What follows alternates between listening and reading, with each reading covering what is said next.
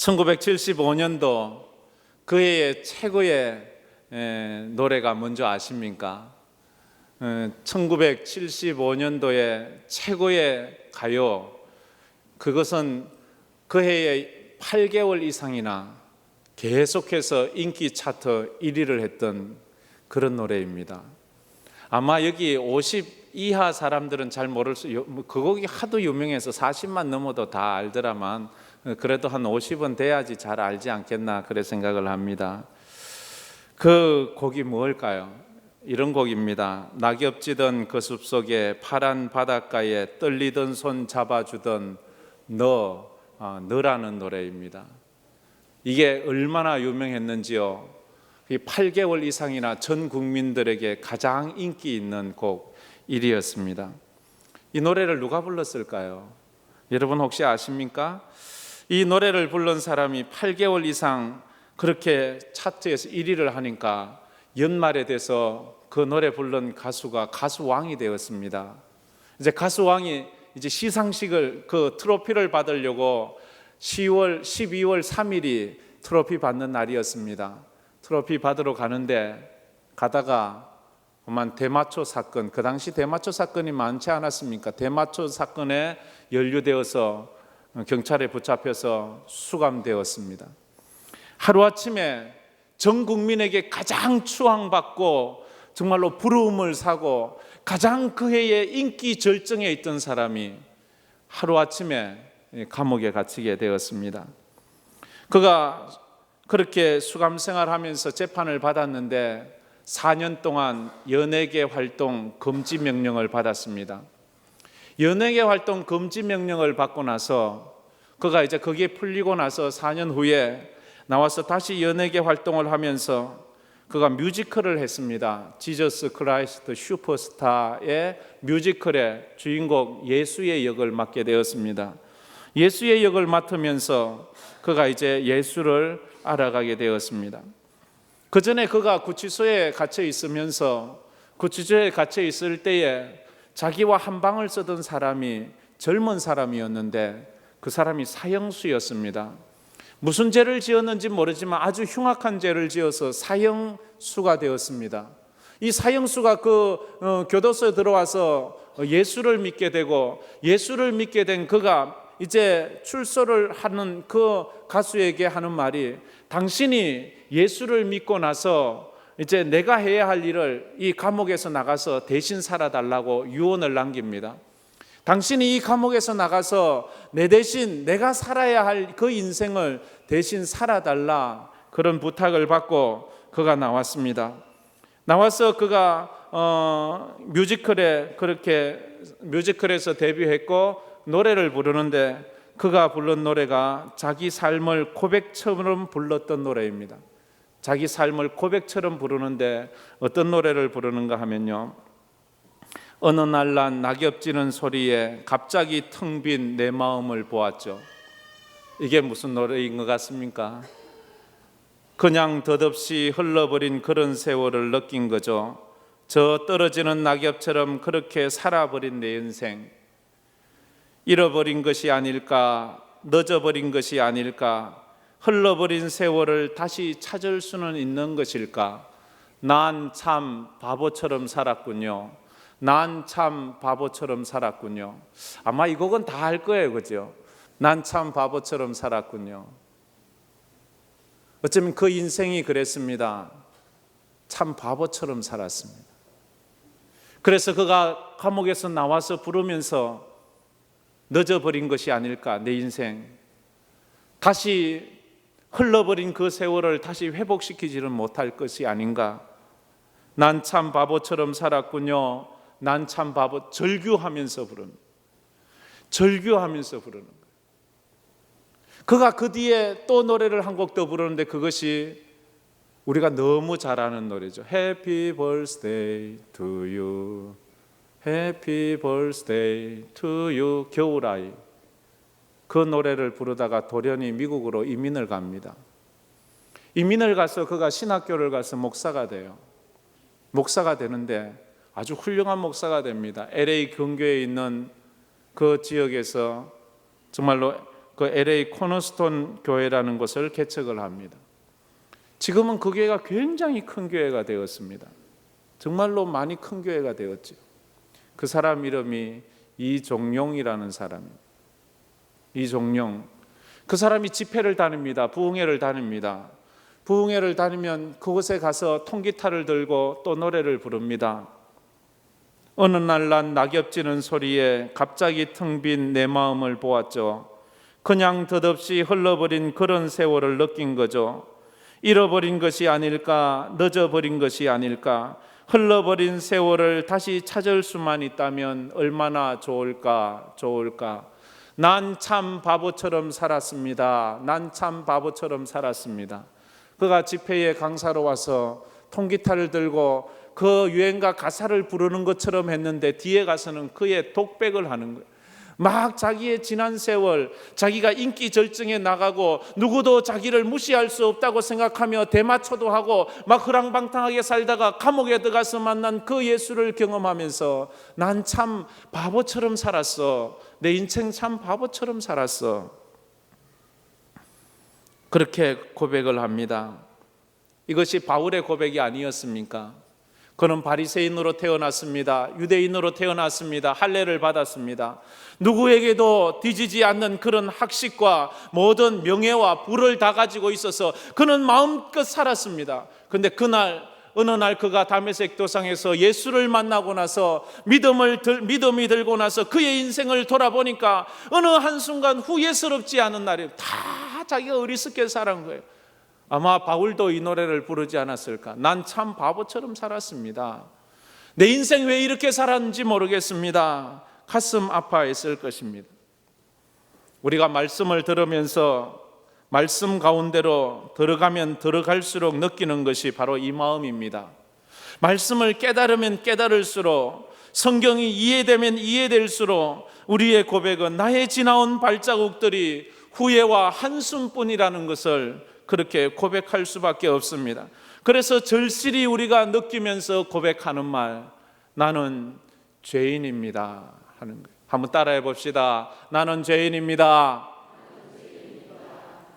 이게 은혜 받은 사람의 표현입니다. 시몬 베드로가 예수님 만나고 그 발 앞에 엎드려서 했던 말이 이 말 아닙니까?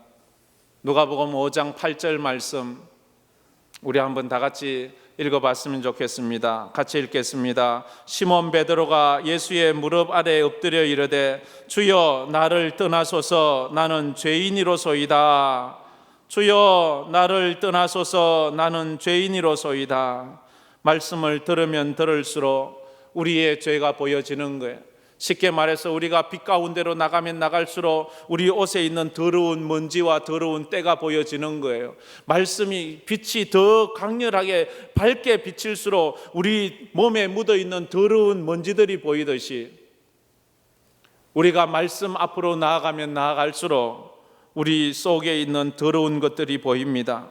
그래서 성도는 이 기도밖에 할 것이 없습니다. 주여 나는 죄인입니다. 불쌍히 여기소서, 은혜를 베푸소서. 그 고백밖에 할 것이 없습니다. 우리는 로마서 1장부터 계속 보아오고 있습니다. 특히 로마서 1장 18절부터가 로마서의 본론이라고 하면서 지금까지 8번째 시간을 본론을 보고 있습니다. 성경이 인간을 진단한 그 결과에 대해서 오늘 말합니다. 인간을 진단한 그 결과, 인간은 어떤 상태에 놓여 있는가 하면 하나님의 진노의 대상이다 하는 거예요. 하나님의 진노의 대상이라는 뜻은 하나님 앞에 멸망받을 존재다 하는 거예요. 하나님 앞에 멸망받아 지옥 갈 존재다 하는 것입니다. 우리가 이 말씀을 깨달아졌으면 좋겠습니다. 그러면서 바울이 로마서 3장 10절부터 12절까지 이렇게 말합니다. 우리 다 같이 한번 읽어보겠습니다. 로마서 3장 10절부터 12절입니다. 기록된 바 의인은 없나니 하나도 없으며 깨닫는 자도 없고 하나님을 찾는 자도 없고 다 치우쳐 함께 무익하게 되고 선을 행하는 자는 없나니 하나도 없도다 라고 말했습니다. 이 말씀은 유대인들 입장에서 듣는다면 유대인들의 이성과 양심의 폐부를 찌르는 그런 말씀입니다. 너무나도 수용하고 싶지 않고 받아들이고 싶지 않은 그런 말씀, 그러나 변명의 여지가 없는 그런 말씀입니다. 바울은 우리가 스스로 죄인임을 시인하고 회개하도록 우리 속에 감추어진 죄들을 지금 계속해서 끄집어내고 있습니다. 계속해서 불의한 죄를 끄집어냅니다. 도덕적인 죄도 끄집어냅니다. 우리가 안 그런 척하는 그런 위선적인 죄도 끄집어냅니다. 들키지 않은 죄도 끄집어냅니다. 감추어 놓은 죄도 끄집어냅니다. 착각하는 죄도 끄집어냅니다. 그 모든 것들을 끄집어내서 우리로 하여금 위선의 가면을 벗고 주님 앞에 서게 합니다. 유대인들은 항변을 하고 궤변을 합니다. 하는 그 세 가지 조건이 이것입니다. 그들이 결코 죄인이 아니라고 말하는 이유, 첫째는 아브라함의 자손이라는 것입니다. 우리는 혈통적으로 아브라함의 자손이기 때문에 죄가 없어. 또 말합니다. 우리는 할례를 받았어. 할례를 받았기 때문에 우리는 죄가 없어. 그리고 우리는 율법을 가지고 있어. 율법이 있기 때문에 우리는 죄가 없어. 요즘 식으로 말하면 이런 것입니다. 나는 모태신앙이야. 어머니 뱃속에서부터 나는 예수 믿었어. 그래서 나는 천국 갈 거야. 착각하는 것입니다. 나는 할례를 받았어. 이건 뭡니까? 나는 세례를 받았어. 난 세례를 받았는데 뭐 세례 받으면 되는 거 아니야? 세례 받으면 천국 확정된 거 아니야? 이렇게 착각을 합니다. 그리고 나는 율법이 있어. 나는 성경을 알아. 나는 예배를 드려. 나는 믿음으로 살았어. 그것이 성경의 말을 바울로 말에 의하면 결코 그럴 수 없느니라. 이런 것으로는 구원받을 수 없다고 단호하게 말하고 있습니다. 죄가 드러난 사람은 우리는 죄인이라고 말하고 손가락질을 합니다. 죄가 들통났기 때문에요. 그러나 죄가 드러나지 않은 사람은 죄인이 아닙니까? 우리가 그 사람을 의인이라고 부릅니까? 그 사람은 의인입니까? 그러나 성경은 죄가 드러난 사람도 죄인이고 죄가 드러나지 않은 사람도 죄인이다 이렇게 말합니다.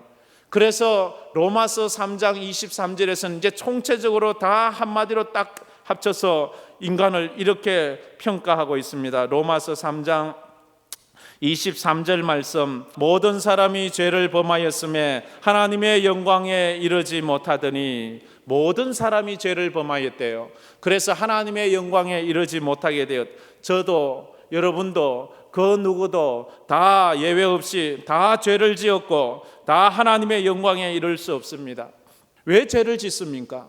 왜 지난달에 지었던 죄를 이번 달에 또 짓습니까?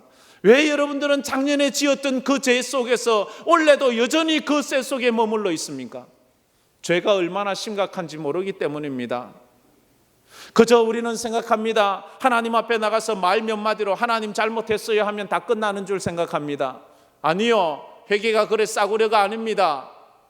하나님 앞에 죄를 짓고도 하나님 내가 나가서 잘못했다고 말하면 될 것 아닙니까? 회개하면 될 것 아니에요.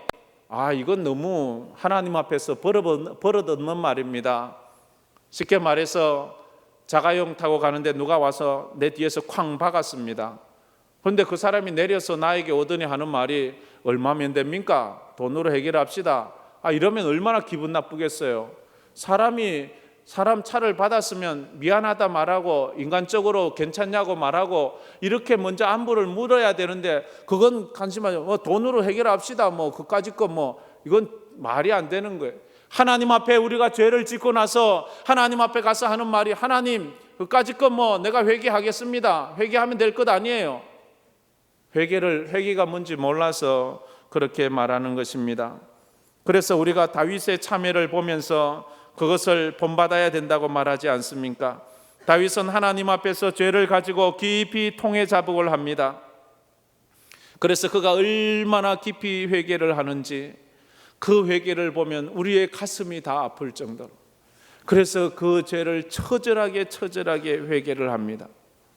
시편 38편에 보면 이렇게 말을 하고 있습니다. 내 죄악이 내 머리에 넘쳐서 무거운 짐 같으니, 그 죄악이 그 머리에서 무거운 짐처럼 눌러내린다는 거예요. 그래서 감당할 수 없나이다. 내가 아프고 심히 구부러졌으며 종일토록 슬픔 중에 다니나이다. 그것이 그 죄가 자기를 그렇게 억누르는 거예요. 여러분, 예수를 믿고 회개한 경험이 있습니까? 회개하면서 울어본 경험이 있습니까?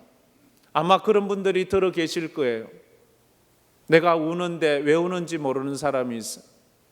우는데 며칠을 웁니다. 일주일을 웁니다. 어떤 사람은 한 달을 웁니다. 얼굴에서 눈에서 진물이 날 정도로 웁니다. 눈병이 생길 정도로 웁니다. 그런데 왜 우는지 몰라요. 자기 속에서 하나님이 울고 있어요. 하나님이 울고 있는 거예요. 이런 진정한 회개의 역사가 있었으면 좋겠습니다.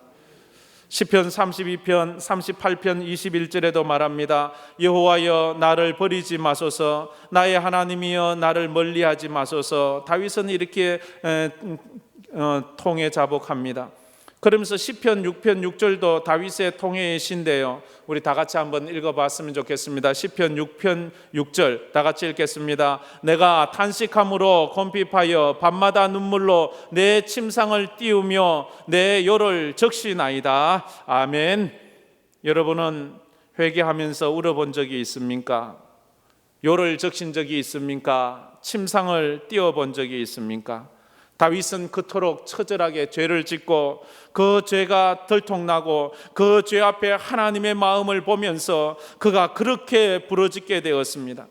다윗이 하나님의 입장에서 자기 지난날의 삶을 보니까 남의 아내를 빼앗던 것이 전에 봤으면 왕이 그 정도 할 수 있지, 남의 남편을 죽였을 때도 왕이 그 정도 할 수 있지, 이렇게 말하던 그대의 핑계가 지금 하나님의 입장에서 보니까 이건 도저히 인간으로서 할 수 없는 짓을 한 거예요. 인간으로서는 하면 안 될 짓을 한 거예요. 그러면서 가슴을 치면서 하나님, 내가 죄를 지었습니다. 하나님, 나를 용서해 주십시오 하면서 미친 듯이 나등기면서 그렇게 기도하는 거예요. 그러면서 다윗이 깨닫습니다. 무엇을 깨닫는가 하면 죄가 얼마나 무서운 것인지를 깨닫습니다. 죄가 얼마나 무서운지를 깨닫습니다. 그리고는 회개가 얼마나 고통스러운 것인지를 또 깨닫게 되었습니다. 회개한다는 것이 정말 다윗에게는 고통스러운 것이었습니다. 그래서 참 회개자는 다시는 죄를 짓지 않습니다. 왜냐하면 또다시 그 많은 날들을 울어야 한다는 것을 알기에 자기가 다시는 죄를 짓고 싶지 않은 거예요. 내가 또 죄를 지면 그 많은 세월 눈물로 밤을 지우면서 가슴을 쳐야 된다는 것을 알기에 죄를 짓고 싶지 않은 거예요. 불을 만져서 뜨거움을 경험해 본 사람은 다시 그 불을 손을 대지 않습니다. 왜냐하면 그 불을 만졌을 때 쓰라린 고통이 있기 때문입니다. 진정 회개를 한 사람은 그렇습니다. 진정 회개를 한 사람은 그 죄를 짓지 않는 이유가 그 죄가 불구덩이보다도 더 강력하게 뜨거워서 내 심령을 태우기 때문에 다시는 그 죄를 짓고 싶지 않는 거예요. 그래서 누가복음 18장 13절에 세리의 기도가 나옵니다. 세리가 이렇게 기도합니다. 우리 다 같이 읽겠습니다. 세리는 멀리 서서 감히 눈을 들어 하늘을 쳐다보지도 못하고 다만 가슴을 치며 이르되 하나님이여 불쌍히 여기소서 나는 죄인이로소이다 하였느니라. 하나님이여 나를 불쌍히 여기소서 나는 죄인이로소이다. 주여 나는 죄인입니다. 본문은 유대인들의 궤변, 우리는 죄 없다는 그 궤변에 대한 바울의 명확하고 분명한 선언이 아닙니까? 명확한 선언이 뭡니까? 이 10절부터 18절까지 구약을 인용하면서 여기에 보면 7번이나 없다는 말을 계속하면서 이 이야기를 합니다. 그 궤변에 너희들은 죄가 있어라는 말인데요, 우리 오늘 읽은 본문 말씀을 여기 보면 계속해서 7번씩 없다 말합니다. 의인도 없고 선을 행하는 자도 없고 깨닫는 자도 없고 하나님 앞에 나오는 자도 없고 없다는 거예요. 그건 뭐예요? 우리는 소망이 없다는 거예요. 우리 인간은 소망이 없다는 거예요. 그러면 어떻게 살아가라는 말이에요? 멸망받아 지옥 갈 수밖에 없다는 말이에요. 그럼 어떻게 하냐면 여기서 절망하고 예수여 나 좀 불쌍히 여겨주세요. 내가 어떻게 하면 여기서 소망을 가질 수 있습니까? 막 부르짖는, 약이 없다는 환자가 의사 앞에 무릎 꿇고 앉아 그 발목을 붙잡고 나 좀 살려주세요. 나는 어떻게 해야 합니까? 수술도 안 된다, 약도 없다, 치료할 수도 없다, 자기도 못한다, 어떻게 할 수 없다, 아무것도 방법이 없다. 나는 어떻게 해야 됩니까? 어떻게 좀 살려주세요 할 때 의사가 길이 하나 있긴 있는데, 이러면 그게 막 기가 번쩍 뜨일 거예요. 그죠? 그게 뭡니까? 내 집을 다 팔아서라도 우리가 주님 앞에 나와서 이 복음을 들어야 돼요. 인간들에게 소망이 없는데 주님이 말씀, 길이 한 곳이 있대요. 그러면 기가 번쩍, 내가 곧 길이요 진리요 생명이니 누굽니까? 예수님이 소망이래요. 할렐루야. 13절부터도 보면 목구멍은 열린 무덤이요. 우리 목구멍이 열린 무덤과 같아요. 소망이 없는 거예요. 혀는 속임을 일삼고 입술에는 독사의 독이 있고 입에는 저주와 악독이 가득하고 발은 피 흘리는 데 빠르고 파멸과 고생이 그 길에 있어 평강의 길을. 완전히 인간은 소망이 없어요. 우리가 행하는 모든 짓은 하나님 앞에 죄 짓는 것밖에 없는 거예요. 그런데 인본주의자들은 말합니다. 인간을 미화시킵니다. 인간은 아름답다고 말합니다. 인생은 살만하다고 말합니다. 그래도 괜찮다고 말합니다. 과학 문명이 발달해서 과학이 발달해서 인간의 부족을 다 채워준대요. 인간의 신장이 고장나면 그 신장도 과학이 새로 만들어서 바꾸어 끼워줄 수 있대요. 눈이 고장나면 눈도 바꾸어준대요. 팔이 고장나면 팔도 바꾸어준대요. 그래서 인간은 불로장생할 수 있대요. 거짓말에 속지 마십시오. 과학이 발달했다고 사람이 영원 불사할 수 있을 것 같습니까? 그러나 과학은 우리를 그렇게 속이고 있습니다. 성경은 말합니다. 인간의 미래는 무덤과 죽음이고 죄와 심판밖에 없다고 말합니다. 그런데 감사한 것이 하나 있어요. 하나님은 우리에게 그 죄 문제를 우리가 스스로 해결하라고 말하지 않았어요. 단지 이게 아주 중요해요, 여러분. 이것만 깨달아도 오늘 여러분 아주 귀한 거 깨닫는 거예요. 우리 보고 하나님이 죄 문제를 해결하라고 하지 않았어요. 단지 그 죄를 인정하래요. 여러분이 죄인이라는 것을 인정하래요. 나는 죄인입니다 하는 것을 인정하래요. 그리고 십자가 앞에 나오기만 하면 주님이 그 죄 문제를 해결해 주신대요. 할렐루야. 그게 복음 아닙니까? 나는 죄를 짓지만 내가 그 죄를 해결할 수 없는데 내가 죄인이라는 것을 인정하고 그 죄를 가지고 십자가 앞에 나가면 하나님이 그 죄를 해결해 주신대요. 그런데 죄를 인정하지도 않아요. 죄를 짓기만 해요. 십자가 앞에 나오지도 않아요. 그러면 소망이 없는 것입니다. 우리 주님이 우리 죄를 위해서 십자가에 못 박히셨고 십자가의 보혈로 우리 주님이 우리 죄를 씻어 주신대요. 할렐루야. 조금 어제 좀 심각한 말이라서 좀 여러분들이 좀 힘이 없을 수 있는데 어깨를 한번 딱 제쳐고 한번 들었으면 좋겠습니다. 우리가 죄를 인정하고 회개하면 어떤 일이 생깁니까? 이사야 1장 18절에 이사야 선지자는 우리에게 이렇게 말씀했습니다. 우리 다 같이 한번 읽어보겠습니다. 여호와께서 말씀하시되 오라 우리가 서로 변론하자. 너희의 죄가 주홍 같을지라도 눈과 같이 희어질 것이요 진홍같이 붉을지라도 양털같이 희게 되리라. 아멘. 우리가 서로 변론하자. 너희 죄를 가지고 우리에게 나와라. 하나님 앞에 나오라는 거예요. 너희 죄가 주홍 같을지라도 눈같이 희게 되리라. 우리 주님께서 해결해 주신대요. 진홍같이 붉을지라도 양털같이 희게 되리라. 주님이 그렇게 해주신대요. 우리 자신이, 나 자신이, 여러분 자신이 죄인임을 인정해야 합니다. 한번 따라해 봅시다. 주여, 나는 죄인입니다. 그걸 인정해야 돼요. 주여, 나는 죄인입니다. 주님, 나를 불쌍히 여겨 주시옵소서. 주여, 내게 은혜를 베풀어 주시옵소서.